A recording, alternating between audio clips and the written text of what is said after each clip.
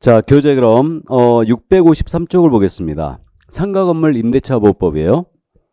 자, 이 상가건물 임대차 보호법은 주임법을 골자로 만들었어요. 그러니까 우리가 기억을 할 때요, 주임법과 비교하여 그 차이점들을 정리를 해뒀습니다. 자, 그러면 상가 임대차 보호법은 2002년도에 시행됐어요. 그러면 이 적용 범위죠, 당연히. 적용 범위는 사업자 등록의 대상이 되는 영업목적 건물의 임대차에 한하여 적용이 있습니다. 사업자 등록이 되는 대상이 되는 영업목적 건물. 그럼 사업자 등록이 안 돼 있다면 처음부터 적용이 없고요. 영업목적 임대차에 돼요. 그러니까 동창회 종친회 사무실은 적용이 없습니다. 그리고 이거 교회는 당연히 적용이 없겠죠? 교회는 영업목적 아닙니다. 그 다음에 주된 부분은 영업료로 써야 돼요. 그래서 이제 주된 부분을 영업료로 써야 되고 일부를 이제 주거용으로 써도 상관이 없다. 주된 부분은 영업용이 되고 미등기 상가 전세에 적용되고 있고 일시 사용 상가 임대차는 적용이 없죠. 뭐 땡처리 장소 얘기 많이 하는데 이거는 사업자 등록이 거의 안 돼 있을 거라고 그랬죠. 그래서 여기는 적용이 없어요.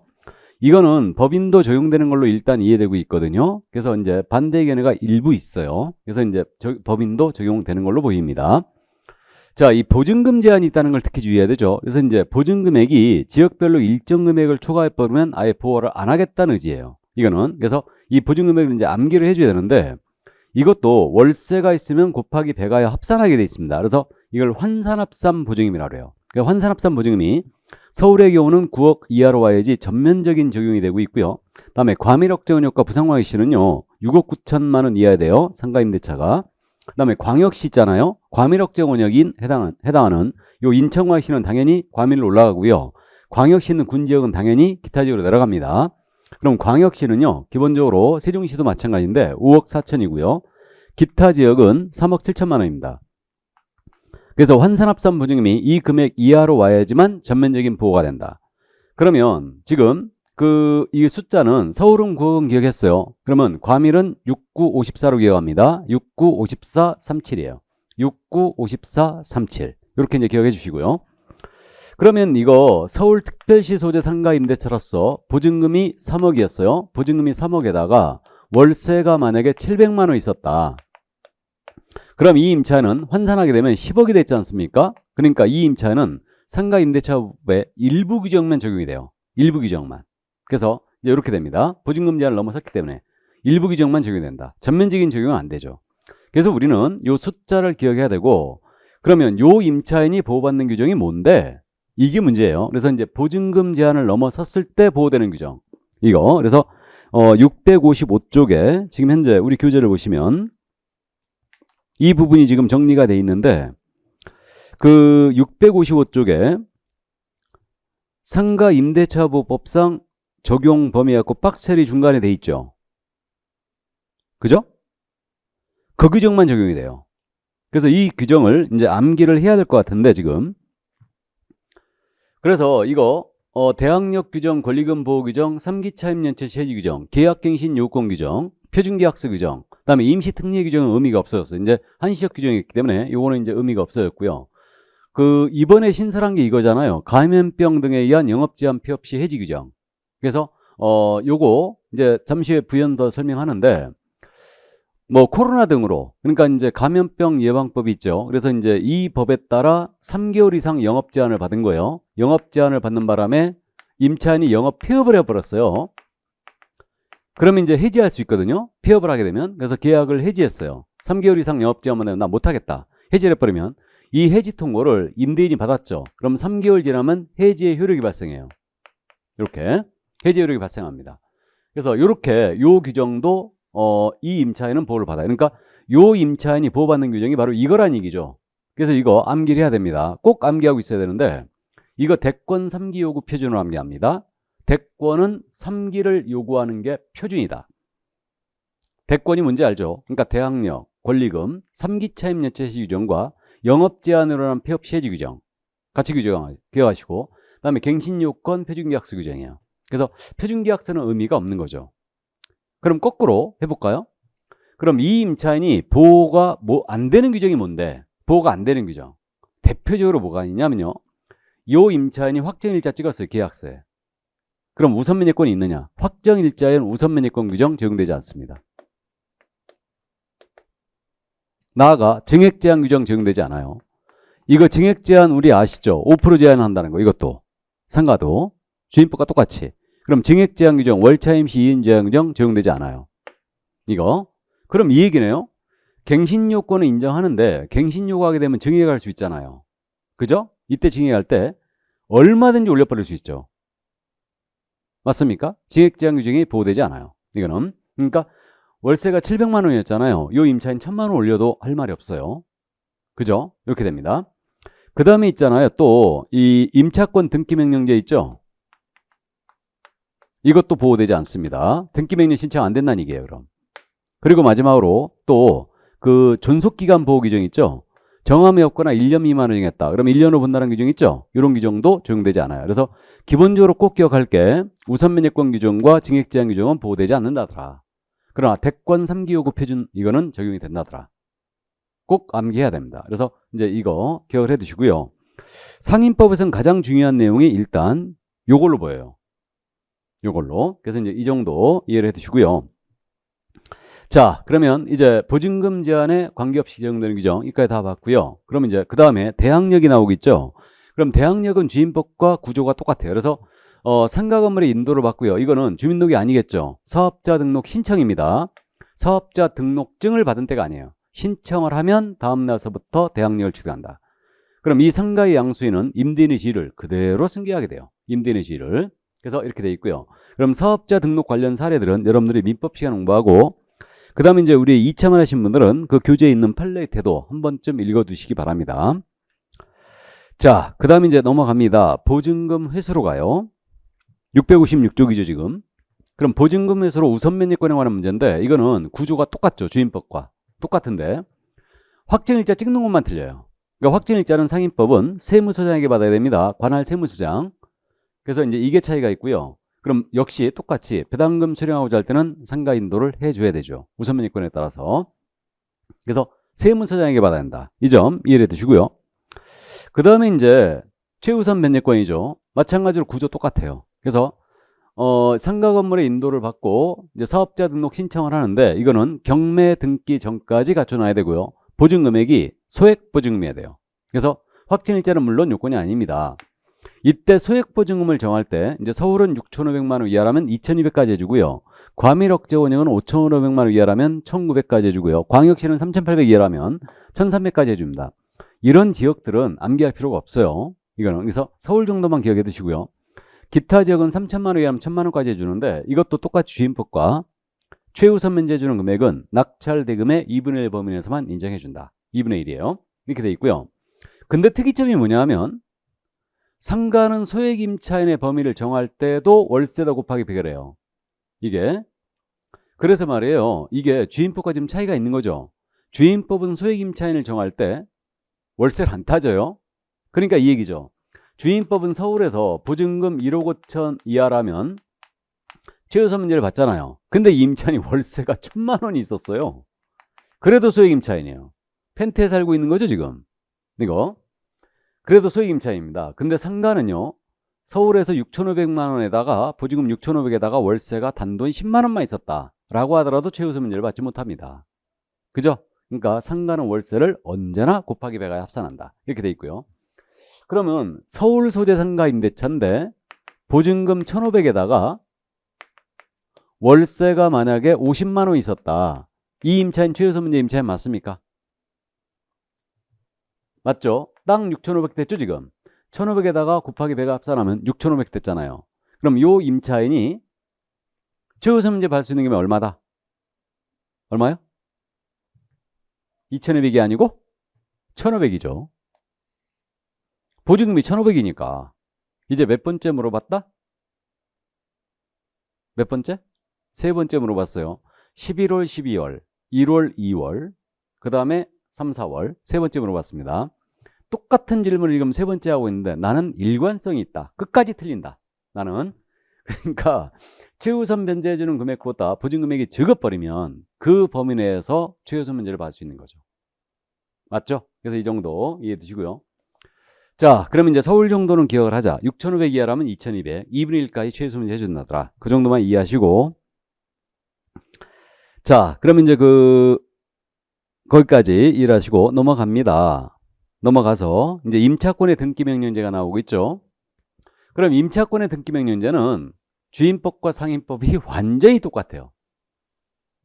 그래서 보증금을 이제 돌려받지 못했습니다. 계약기간이 끝났는데 임차인 단독으로 임차상가 소재지 관할 법원에다가 신청할 수 있고요. 등기가 되면 등기한 때로부터 대항력 우선면허권 취득하고 이미 취득한 대항력과 우선면허권은 그대로 유지가 되고 이거는 대항력권을 상실하더라도 그대로 유지가 되고요. 그 이후에 들어오는 임차는 최우선면허권은 없고요. 그 다음에 이제 여기에 소요된 비용은 당연히 임대인이 청구 안 합니다.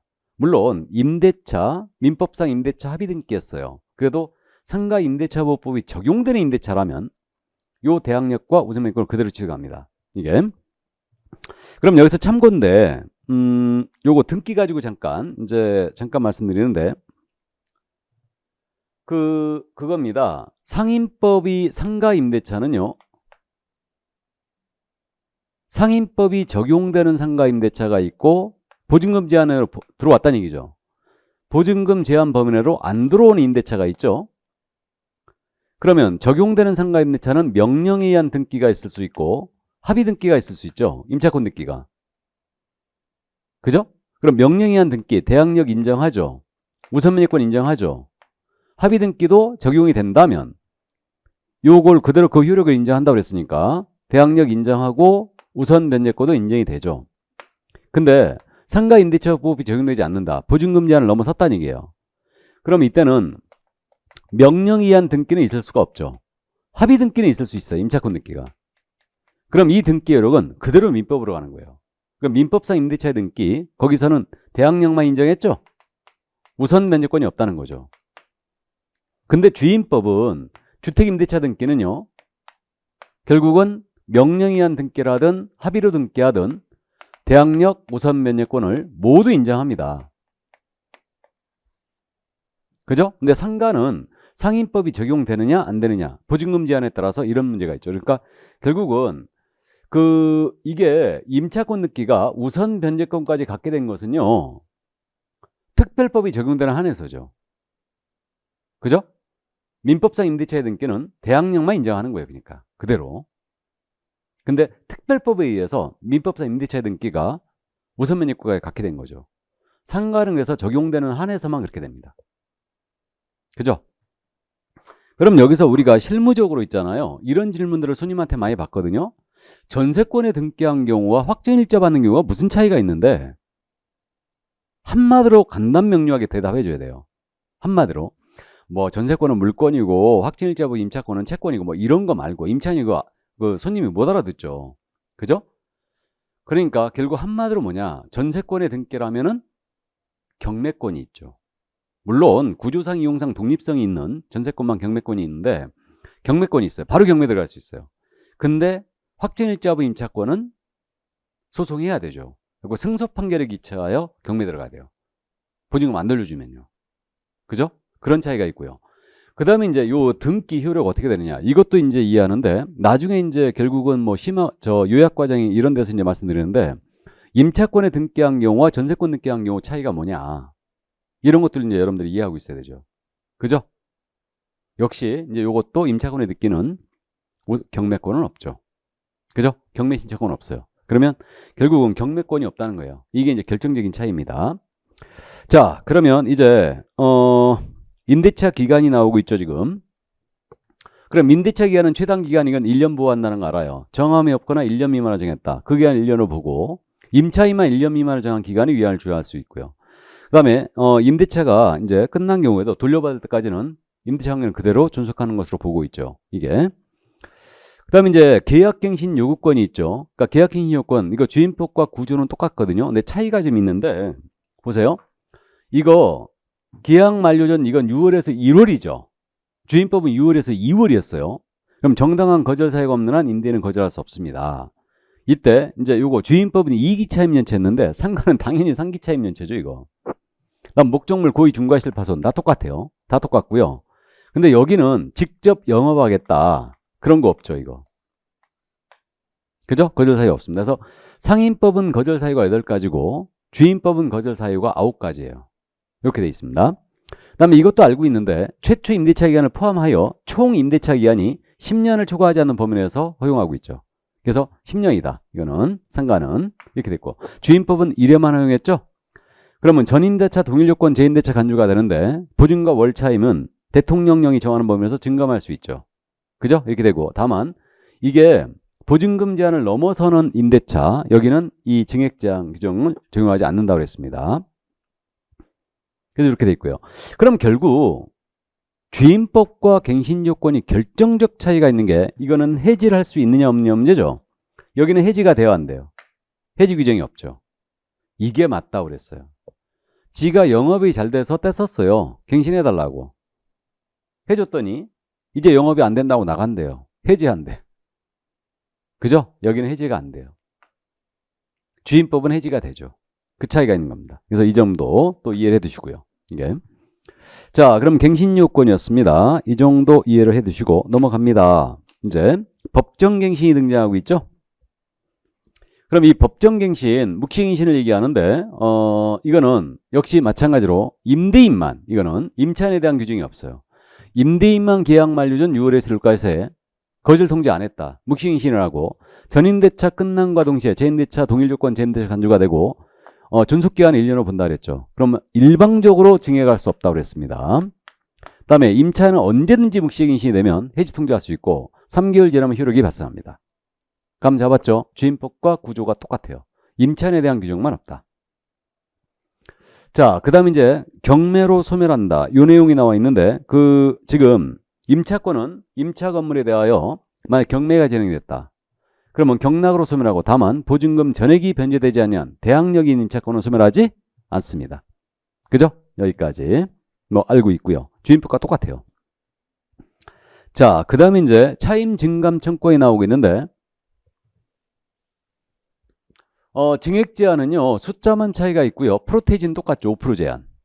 그죠?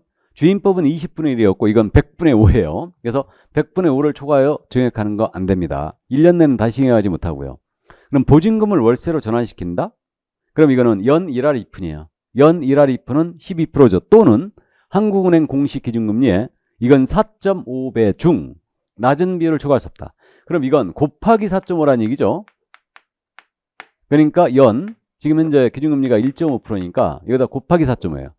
원래 주임법도 곱하기였는데 금리가 자연수로 바뀌게 되면 이게 곱하기로 계속 해놓으면 쭉쭉 올라가잖아요. 그러니까 주임법은 더하기 2%로 해놓은 거고, 이건 곱하기 4.5예요. 중 낮은 비율을 초과할 수 없다. 그죠? 그래서 숫자 이 정도 이제 기억을 해두시고, 자, 그 다음에 이제 넘어갑니다. 금융기관 등의 우선 면역권 승계, 이거는 주임법과 완전히 똑같다. 그러니까 금융기관만 보증금만한 채권을 계약으로 양수했다. 그럼 승계할 수 있고요. 임차인이 대항력권을 상실했다, 등기가 말소됐다, 행사할 수 없고요. 그다음에 대위나 대리하더라도 임대차 계약을 직접 금융기관이 해지할 수는 없습니다. 물론 이제 이 금융기관도 대위를 해서 임차권 특기 명령은 신청할 수 있어요. 이렇게 돼 있고요. 자, 그 다음에 이제 거기 662쪽에 권리금 회수기회 보호제도가 있어요. 그래서 상가는 권리금 보호하고 있죠, 지금 임차인에게. 그럼 권리금 계약이 있는데, 이 권리금 계약이라는 것은 그겁니다. 임차인과 신규 임차인 사이에 체결되는 계약이 권리금 계약이죠. 이겁니다. 그러면 임대인은 임대차가 종료되기 6개월 전부터 권리금 지급받는 것을 방해하면 안 됩니다. 6개월 전부터 임대차 종료 시까지. 다만 임차인이 말이에요, 갱신 요구 거절 사유에 걸려 있어요. 여기에 해당 거절 사유에 걸려 있으면 권리금 보호 규정을 적용하지 않습니다.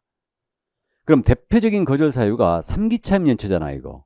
그러니까 실무하실 때요, 상가 임차인한테 3기 차임 연체하면 어떠한 불이익이 있는 걸 꼭 얘기를 해줘야 됩니다. 3기 차임 연체해버리면요, 현재 연체 금액이 없다 하더라도 권리금 보호 못 받아요.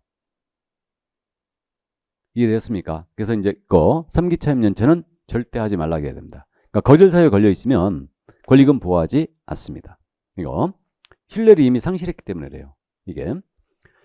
그 다음에 이제 방해를 했지 않습니까? 그러면 손해배상을 청구할 수 있어요. 이때는 희우에 걸리는데 임대차가 종료한 날로부터입니다. 3년 내 행사하지 않으면 희우로 소멸합니다. 3년 내 행사해야 되니까. 그 다음에 이제 임차인은 신규 임차인이 되는 자에 대한 알고 있는 정보를 임대인한테 제공해 줘야 돼요. 그러니까 이자가 자력이 있는가, 월세는 잘 내는가, 뺀돌뺀돌한가, 이런 것들을 이제 제공을 해주게 돼 있고요. 그 다음 권리금에 대한 표준계약서가 있거든요. 요거는 우리 교재 지금 뒤에 있는데 표준계약서를 몰아놨어요. 지금 몰아놨는데 그냥 먼저 들으시면, 권리금 표준계약서는 국토부 장관이 정하여, 법무장관 물론 협의하죠. 협의하에 정한 이 표준권리금계약서를 정하여 사용을 권장할 수 있다 그랬어요. 이건 당연히 권장서식이죠.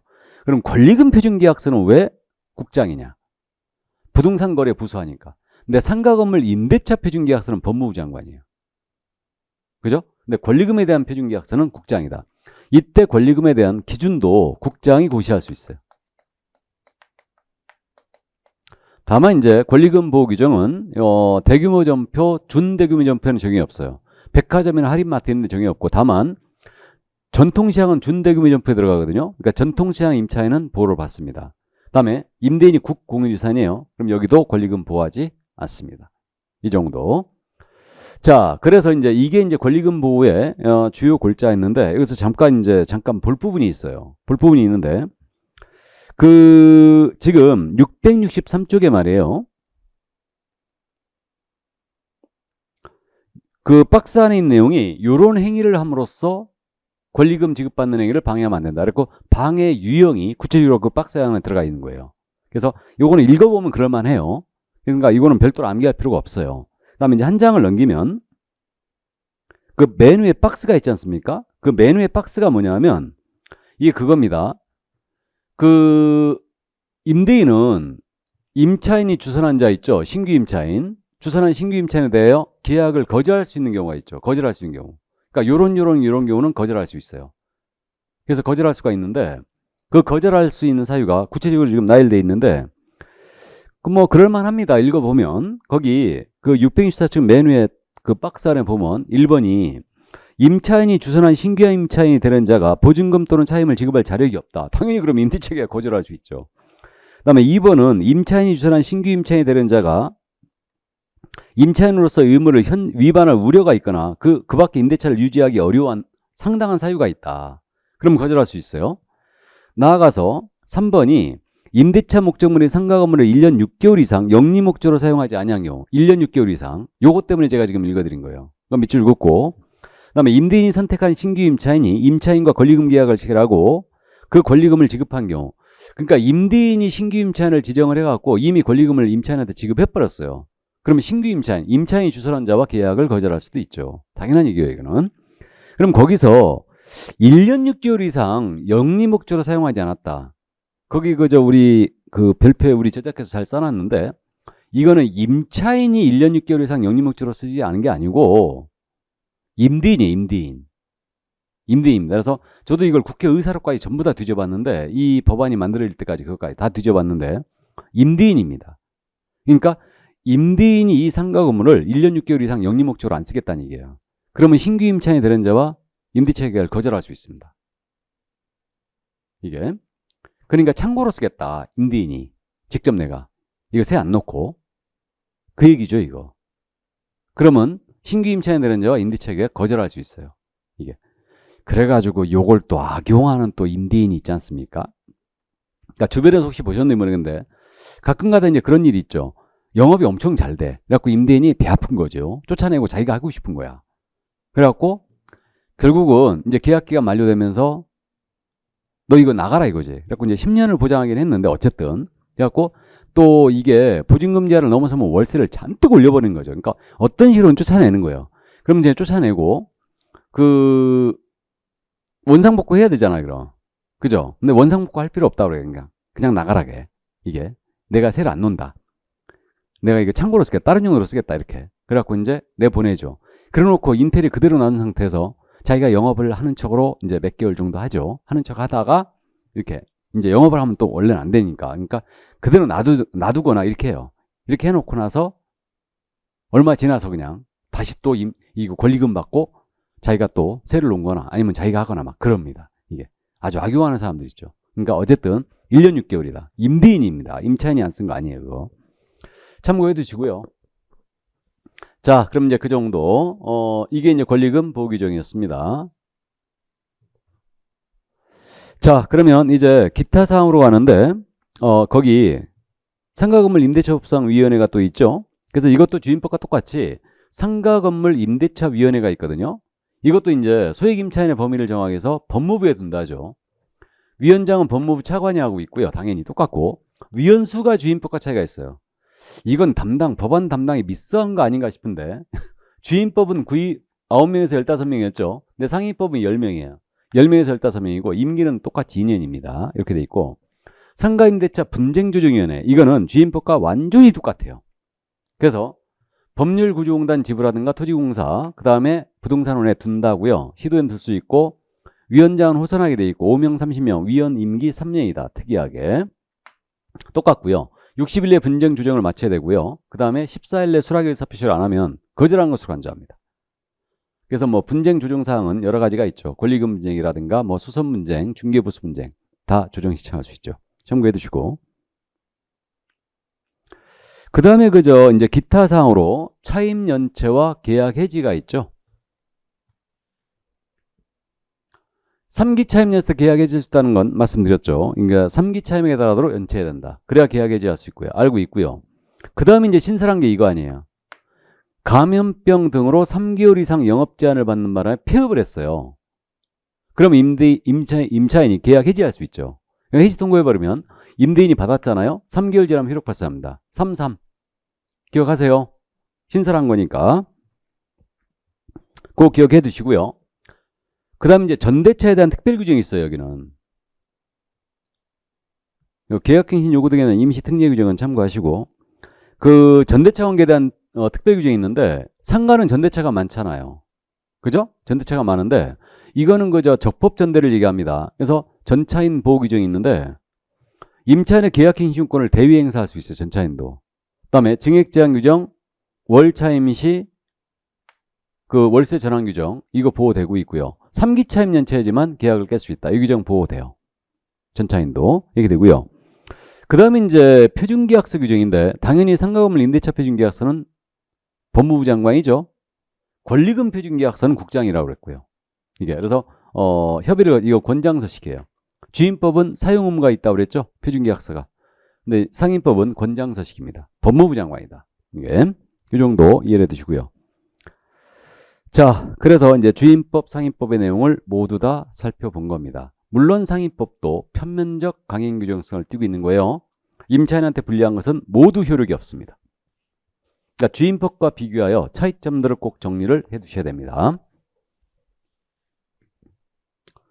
뭐 나머지 요 규정들은 지금 현재 우리 교재에 안 보이던데 요건 이제 참고해 두시는데 그 여기도 상가도 그 이해관계인의 정보 제공을 요청할 수 있고요. 관할 세무사한테 요청할 수 있죠. 임대차 계약하려는 자는 그 임대인의 동의가 있어야 되고요. 다음에 당사자가 아닌 계약 당사자가 아닌 자는 인적사항까지는 요구 못합니다. 이렇게 돼 있고.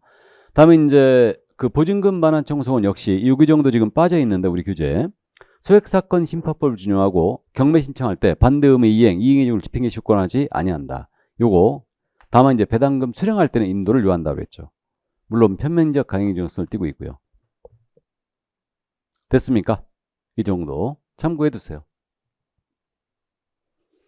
자, 그러면 이제 상임법 내용을 전부 다 살펴봤습니다. 그럼 이제 그 669쪽에 부동산 실일 관리자 명의 등기관한 법률이 나오죠. 이게 지금 최근에 계속 출제했거든요. 그러니까 저는 개인적으로 오래 쉬지 않을 거라는 생각을 합니다. 그래서 이 부분은 다음 순환 때 다루죠. 넘어갑니다. 그냥. 이번 순환 때 그냥 통과합니다. 부동산 실명법. 상임법을 작년에 안 냈어요. 그러니까 올해 낼 겁니다. 분명히. 그럼 이거 실명법이 빠질 가능성이 커졌어요, 지금. 그 676쪽에 이제 부동산 등기 특별취법이 있죠. 그래서 이거는 이제 18회, 24회 때만 출제했기 때문에 일단 이것도 그냥 넘어가겠습니다. 계약서의 거민제도가 주 글자예요. 이거는. 자, 그럼 넘어가고요. 이제 경매로 가죠. 교재 넘어가서 686쪽 경공매 관련 실무. 작년에 경매를 안 냈거든요. 대리는 냈어요. 그래서 원래 주임법, 상임법, 경매, 대리 매번 내야 되거든요. 근데 이제 문제 배분상 작년에 상임법하고 경매를 쉬어버렸습니다. 그래서 올해는 출제할 걸로 보여요. 자, 그럼 687쪽에 이제 경매로 들어왔는데 이 경매의 종류가 있지 않습니까? 그래서 경매의 종류는 강제 경매와 임의 경매가 있으니까 요거는 688쪽으로 바로 가죠. 그럼 이제 공경매인데 뭐 공매는 무시하겠습니다. 그냥. 요즘 안 내고 있으니까 15회를 마지막으로 안 내고 있어요. 그러니까 공매는 무시해버리고요. 경매는 강제 경매가 있고 임의 경매가 있다고 했죠. 그럼 강제 경매는 판결에 기초한 경매를 이해하시라고 그랬어요. 그럼 판결을 집행권원이라고 그래요. 집행권원. 채권자가 채무자의 급부 청구에 있음을 표시하고 이 청구권을 강제 실현할 수 있음을 인정한 공적 문서, 이걸 집행권원이라고 하고요. 임의 경매는 담보를 잡아놨다가 실행하는 경매예요. 이걸 강학상 임의 경매라고 불러요. 그럼 특징이 강제 경매는 판결이 기초한 경매니까 채권액 전부 회수할 때까지 어떤 재산은 다 들어갈 수 있어요. 그러니까 일반 재산에 대한 집행이고 어떤 재산에 들어올지 예견이 안 됩니다. 그러니까 예견되지 않는 경매예요. 근데 임의 경매는 담보를 잡아놨다가 실행하는 경매잖아요. 그러니까 결국은 특정 재산에 대한 집행이 되고 어떤 재산에 들어올지 예견이 되고 있습니다. 예견된 경매예요. 그래서 이런 차이가 좀 있습니다. 그래서 민사집행법에 따라 둘 다 법원에서 행해지고 있죠. 그 정도. 자, 그러면 이제 경매 관련해서 우리가 첫 번째로 기억할 점이 권리분석이죠. 이게. 그러니까 권리분석에 대한 내용을 꼭 이해해 두시는데 지금서부터 요 칠판에 나오는 내용만 정확하게 이해를 해두세요. 그럼 여기에서 다 걸리게 돼 있습니다. 그래서 교재가 지금 상세하게 써 있는데 자, 먼저 듣고 이제 보시기 바랍니다. 그럼 먼저 경매는 지금 우리 교재 689쪽으로 가고 있어요. 우리 민사집행법에요. 이렇게 돼 있어요. 가장 먼저 매각 부동산 의의 모든 저당권은 매각으로 소멸한다. 이렇게 돼 있습니다. 그럼 모든 저당권, 근저당권, 담보가등기는 언제나 순위에 불문하고 경매 중요 시는 무조건 소멸이에요. 무조건. 가등기는 담보가등기가 있고 보존가등기가 있는데 담보가등기는 저당권과 동일한 유력이 있습니다. 그러니까 무조건 소멸이다. 그다음에 압류등기, 가압류등기 원칙 소멸인데 그 압류등기는 세금 체납했을 때예요. 세금 체납했을 때 하는 게 압류등기고 가압류등기는 돈 빌려줬는데 안 갚았고 재산 빼돌리니까 그거 할까봐 소송 제기하면서 미리 가압류라는 걸 해놓죠. 가압류 등기 원칙 소멸이에요. 그다음에 경매 개시결정 등기 있죠. 언제나 소멸이죠. 이거. 그래서 이 6가지는 소멸이다. 일단 저당, 근저당, 압류, 가압류, 담보가 등기, 경매 개시결정 등기 소멸이다. 다음 두 번째 기억할 점이 지상권, 지역권, 전세권 등기된 임차권이에요. 이들 권리가 저당 채권, 압류, 가압 채권에 대항할 수 없다면 매각으로 소멸한다 그랬어. 대항할 수 없다면 매각으로 소멸한다. 그래서 그것만 기억하면 돼요. 대항할 수 없다면 소멸이다. 이걸 꼭 명심해야 된다. 이게 대항할 수 없다면 소멸한다. 이것만 기억하면 됩니다. 그럼 대항할 수 없다는 얘기는 후순위로 왔다는 얘기예요. 그러니까 지상권이 가압류 채권에 대항할 수 없다. 그럼 지상권이 가압 채권보다 뒤로 왔다는 얘기죠. 그럼 소멸이에요. 이걸 두 번째 기억하셔야 돼요. 이게 우리 교재는 뭐 소재주의, 인수주의 그래가지고 이걸 갖다가 뭐 말소 기준 권리 이런 표현을 썼는데 시험에서는 이런 말소 기준 권리라는 표현을 절대 안 씁니다. 민사집행법상 요 내용대로 출제돼요. 그러니까 이렇게 기억하셔야 됩니다. 이거는 물론 이제 지금 메모할 필요 없어요. 메모할 필요 없고 이제 곧 우리가 오늘 기본서는 마지막이죠. 요약집이 나오는데 요약집이 이렇게 다 써 있어요. 그러니까 요약집 받아보시면 그대로 나올 거니까 걱정 마시고요. 이게 칠판에 쓰는 내용이 요약집에 거의 다 있어요. 이게 책에다 괜히 받아 적고 뭐 밑줄 치고 난리 쳤구나 그 생각하실 겁니다. 어쨌든 좋아요. 자, 그럼 이제 대항할 수 없다면 소멸이다. 이걸 기억하시고 다음 세 번째 전세권에 양다리 걸치고 있죠. 그럼 양다리 걸쳤다는 얘기는 용익적 가치가 있으면서 담보적 가치도 있죠. 그러면 전세권자가 배당 요구해버렸잖아요. 그럼 이 안은 무조건 소멸이에요. 전세금 다 받든 못 받든 관계없이 배당 요구, 종기가 배당 요구했다 전세권이. 그럼 얘는 최고 선수위로 왔더라도 무조건 전세권은 소멸입니다. 이게 세 번째 기억할 점. 다음 네 번째. 그럼에도 불구하고 물귀신처럼 유치권 법정사건의 인수예요. 물론 이 유치권은 압류의 효력, 그러니까 개시결정 등기가 되면 압류 효력이 발생하는데 압류 효력이 발생되기 전에 성립된 유치권이어야 돼요. 그래야 인수하죠. 잠시 후에 더 이거는 말씀드릴 거고요. 그 다음 이제 마지막으로 기억할 게 이거예요. 민사집행법 어떻게 되어 있냐면 매수인은 유치권자에게 그 유치권을 담보하는 채권을 변제할 책임이 있다 그랬어요. 책임이 있다. 그렇다고 유치권자는 매수인에게 변제를 청구할 수 있느냐? 청구할 수는 없어요. 그럼 이렇게 이해하자 그렇습니다. 유치권은 깔고 앉아있는 권리만 준 거죠. 그러니까 변제 청구할 수 없습니다. 그러나 인도를 받으려면 변제할 책임은 있죠. 그렇게 이해하면 돼요. 있다 없다를 그렇게 이해하세요. 원래 법리적으로 그 얘기라고 그랬어요. 이거는 유치권이 행사되고 있는 건물을 내가 낙찰받았어요. 그럼 원래 변제 청구라는 거 있죠. 변제 청구라는 것은 채권자가 채무자에 대해서만 할 수 있어요. 원래 채권 청문편에 원래 나오는데 여러분들 시험법에 이건 빠져 있죠. 그러니까 이렇게 돼 있는데, 그러면 내가 유치권이 행사되고 있는 건물을 낙찰받았다, 나는 낙찰받았다 해서 유치권자의 채무자가 된 거 아니에요. 부담만 떠하는 거예요. 그러니까 나한테 변제 청구할 수 없어요. 하지만 나는 변제할 책임은 있는 거죠. 변제를 해야지만 목적물을 인도받을 수 있어요. 됐습니까? 여기까지. 그러니까 권리 분석은요, 이 범위를 절대 못 벗어납니다. 그러니까 이걸로 이제 반복 숙지를 할 거예요. 근데 우리 교재는 뭐 말소 기준 권리 막 그렇게 써 있어가지고 조금 여러분들이 이해하기는 편한데, 어쨌든 우리 민사 집행법의 규정대로 시험 보니까 일단 요거를 반복 숙지할 겁니다. 그렇게만 이해하시고.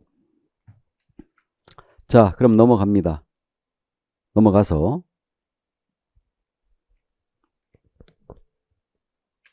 경매 절차를 봅니다. 692조.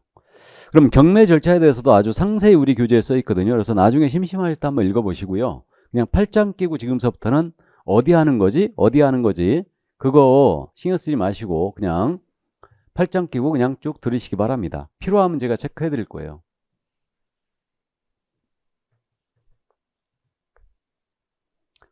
자, 그럼 이제 경매 절차인데 시간적 순서에 따라서 이제 법원에서 경매가 진행된 절차입니다. 이렇게 되는데, 이게 경매 신청을 했잖아요. 그러면 강제경매 신청하면요, 일단은 집행원은 서류 내야 되고, 임의경매 신청하잖아요. 담보권 존재서면 내야 됩니다. 그럼 미등기 건물에 대한 경매 신청 되느냐? 됩니다. 채무자 소유임이 증명이 되고 건축허가나 신고된 건물은 가능합니다. 그럼 미등기 건물 경매 신청할 수 있다는 게 좀 특이하잖아요. 경매 개시결정 등기를 해야 되는데 미등기 돼 있으면 어떻게 합니까? 그래도 됩니다.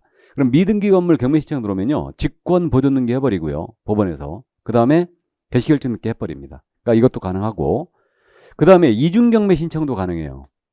그럼 이중 경매가 뭐냐면 이겁니다. 1번 저당권이고 2번도 근저당권인데 야가 경매를 신청했어요. 그럼 얘가 경매를 신청했다 하여 여기 1번 저당권자도 지금 현재 계속 연체되고 있거든요. 그럼 1번 저당권자도 경매 신청할 수 있겠죠.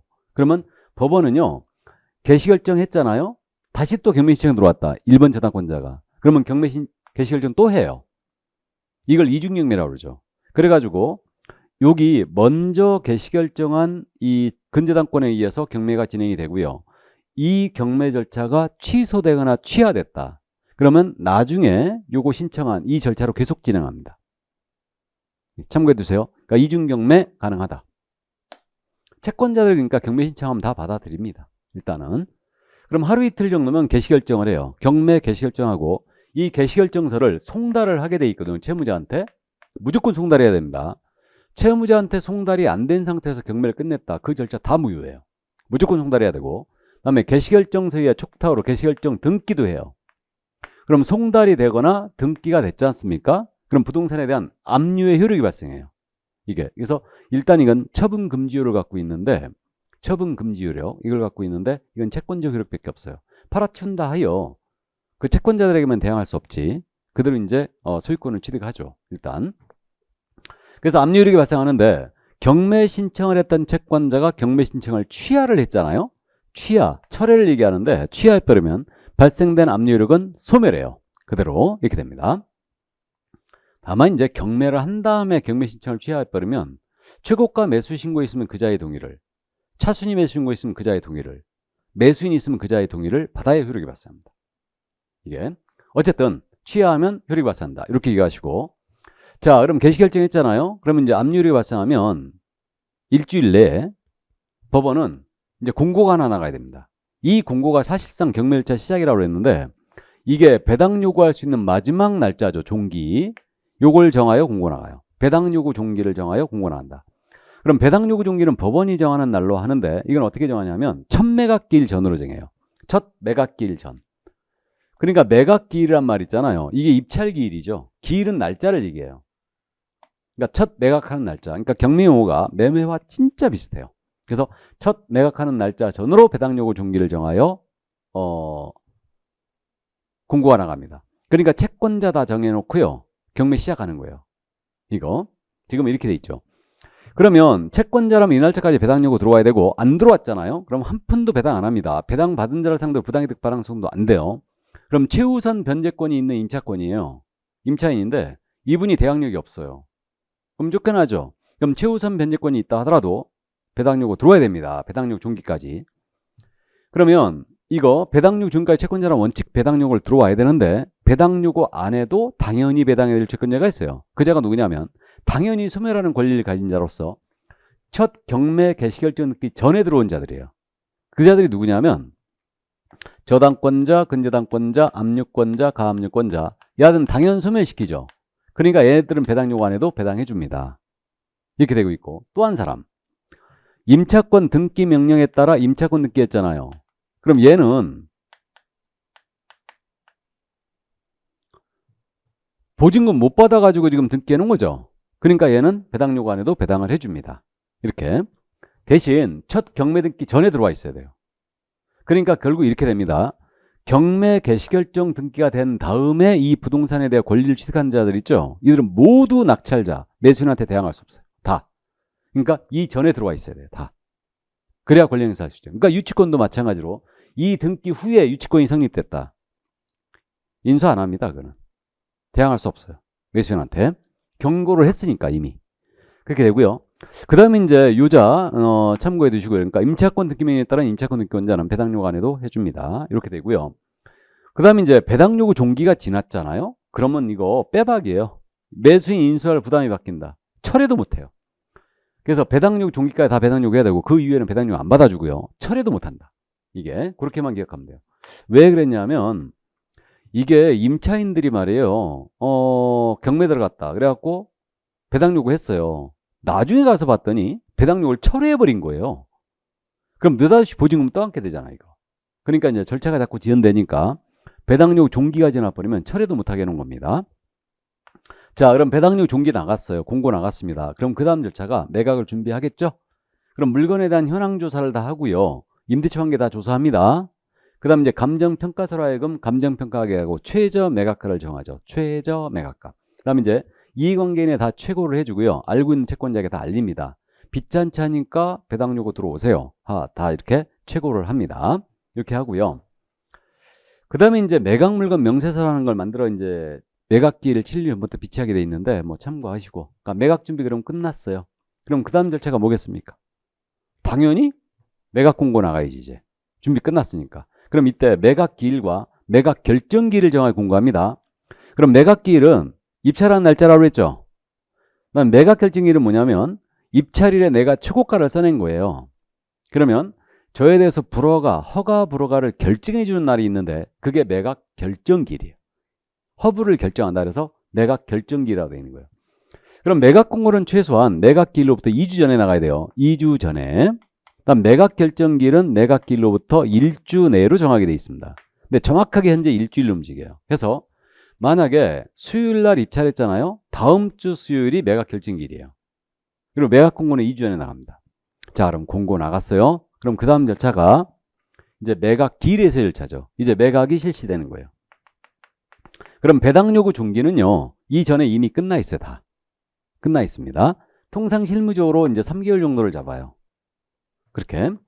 자, 그럼 매각기일에서 절차인데 매각을 실시하는 방법은 세 가지 방법 중에 하나로 갑니다. 한 날짜에 모두 모여서 입찰 들어가요. 이게 기일 입찰제예요. 전국법원이 이걸로 하고 있고요. 기간을 정하여 하는 입찰이 있죠. 이게 기간 입찰제. 초창기에는 일부 법원이 했었는데 요즘은 안 하는 걸로 알고 있고요. 그래서 일주 이상 한 달 이하의 기간을 정하여 입찰하게 하고요. 이때는 우편으로도 가능합니다. 그럼 이때 우편으로 입찰한다. 보증금이 문제죠. 그 우편으로 할 때 봉투에다가 거기다 돈 넣을 수 없으니까. 그죠? 그러니까 이제 계좌를 지정하죠. 그래갖고 이제 거기다 이제 계좌를 지정해서 송금을 하게 하거나 보증금을. 그 다음에 또 지급보증 위탁증서라는 게 있거든요. 그러니까 서울보증보험과 같고 보증금에 해당하는 금액을 보증서를 끊는 거예요. 이게 경매보증서라고 일명 부르는데 그걸 넣어가지고 이제 입찰할 수도 있죠. 그 다음에 이제 호가경매가 있는데 지금 동상매는 호가경매라고 있는데 부동산매, 호가경매 안 하고 입찰제로 가고 있죠. 그래서 놓고 부르는 거예요, 이게. 그러니까 세 가지 방법 중 하나로 법원이 정하는 방법으로 하는데 지금 현재 전국 법원이 다 기일입찰제로 하고 있습니다. 그 다음에 지금 입찰을요, 10시에 시작하거든요. 그래갖고 이제 서울지법들은 전부 다 10시에 시작해서 11시 20분 정도에 끝내고 있죠. 뭐 안산지원은 뭐 10시 반에 시작해서 11시 50분에 끝내고 있고요. 그러니까 이렇게 돼 있는데 이렇게 그저 1시간 내에 마감 못하니까 그러니까 오전에 입찰했다가 유찰됐잖아요. 그럼 오후에 똑같이 다시 한 번 할 수 있는데 이걸 1기일 2회 입찰제라고 해요. 1기일 2회 입찰제. 한다는 법은 아직 제가 못 들었습니다. 가능하죠. 그 다음에 이제 우리가 꼭 기억할 점이 요거죠. 매수신청 보증금. 그럼 입찰자는 매수신청 보증금을 내는데 10%겠죠? 이게 뭐의 10%냐? 최저 매각가 10%예요. 이걸 꼭 기억해야 돼요. 최저 매각 가격의 10%다. 그러면 그 최저 매각가라는 게 감정가하고 사실 이제 똑같은데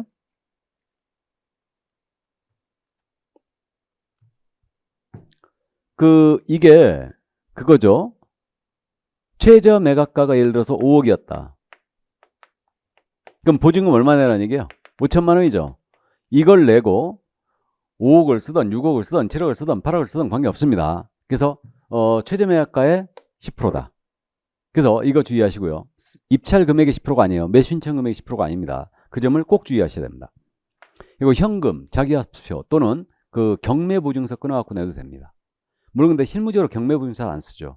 떨어지면 그 보증서 끊을 때 수수료 내는 거 바로 날리거든요. 그러니까 이제 자기합수표를 물론 끊어내죠. 물론 현금을 내는 사람은 없죠. 일단 수표 끊어냅니다. 다. 그래서 최저 매각가 10%라는 걸 꼭 주의하시고 그 다음에 이제 최고가를 정하는데 만약에 최고가가 예를 들어서 7억이 나왔다. 그럼 이자가 이제 최고가 매수 신고 금액이 되거든요. 근데 7억 쓴 사람이 똑같이 한 명 더 있었다. 그럼 최고가 매수 신고인이 2명 이상이잖아요. 그럼 이들만 상대로 추가 입찰해요.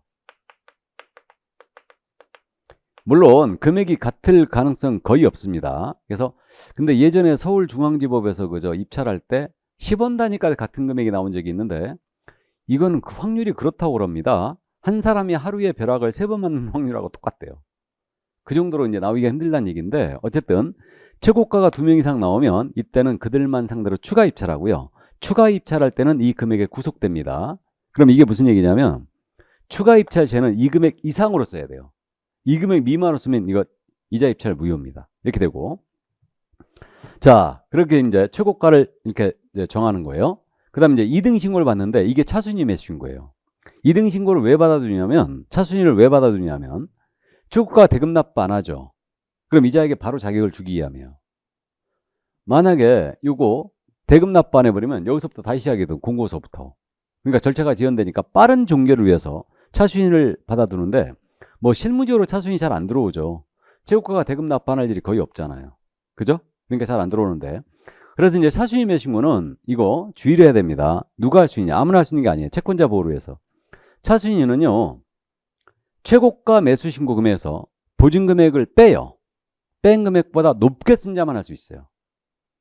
그러면 차순위는 최고가 금액에서 그 보증금액을 뺀다. 금액보다 높게 쓴 자만 할 수 있습니다. 그럼 이 얘기죠. 지금 최고가가 7억이에요. 보증금 얼마였어요? 최저 매각가 5억이었으니까 5천만 원이었죠. 5천만 원 빼요. 그럼 얼마? 6억 5천이죠. 6억 5천을 초과하여 입찰한 자만 차순위가 돼요. 그럼 6억 9천 사는 사람이 두 사람이 있었는데 이 사람이 둘 다 차순위 들어왔다. 그럼 이때는 추첨이에요. 차순위는 바로. 추첨입니다. 그래서 이제 그 정도. 그럼 최고가 차순위를 제외하고요. 보증금 제외하고 나머지는 다 그자 돌려줘요. 그러니까 이제 실무적으로 어떻게 하냐면요. 뭐 서울지법들은 전부 다 카메라가 내려와 있죠. 그래갖고 입찰표 딱 보여줍니다. 그러니까 양쪽 카메라 다 떠요. 입찰 얼마 했는지 다 보이고요. 그래갖고 이제 쭉 부른 다음에 최고가 차순위를 빼놓고 이제서야 이제 최고가 차순위가 정해지면 보증금 봉투 열어봅니다. 10%가 들어있는가. 그래갖고 뭐 10% 5천만 원 내야 되는데 그제서 이제 열어봤더니 뭐 수표 100만 원짜리를 씌워서 넣었는데 이게 49장이었다. 그러면 이때는 그자 입찰 무효입니다. 금액이 적으면 무효고요. 근데 더 들어갔어, 한 장이 더. 그래서 5,100만 원을 냈다. 그거는 상관없어요. 이게. 그래서 최고가 차수임한 보증금 봉투로 확인하고요. 보증금액이 맞는가. 나머지는 열어보지도 않아요. 그 자리에다 돌려줘 버립니다. 그냥 바로 돌려줘요. 그러니까 이게 나중에 떨어졌는데 보증금이 부족하다 막 이런 항변 절대 안 통합니다. 열어보지도 않으니까. 이게 그렇게 돼요. 자, 그럼 이제 그 정도 이해를 해두시고요. 그러면 이제 입찰자가 아무도 없었다. 그럼 이걸 유찰이라고 그러죠? 그럼 유찰되면요. 상당히 금액을 다운하죠? 그러니까 저감률을 이제 서울지법들은 20% 다운하고 인천지법은 30% 다운합니다. 30% 다운하면요. 두 번 유찰되면 바로 반토막이에요. 그래서 이렇게 되고요. 유찰 시에만 저감률을 적용해요. 나머지는 저감률이 없습니다. 그 금에서 다시 시작해요. 그래서 저감한 다음에 매각을 다시 하는데 이걸 세매각이라고 그래요. 유찰, 세매각. 이렇게 여기까지. 자, 그래갖고 이제 최고가 7억이 나왔습니다. 이제 그럼 그 다음 절차가 매각 결정기일이겠죠?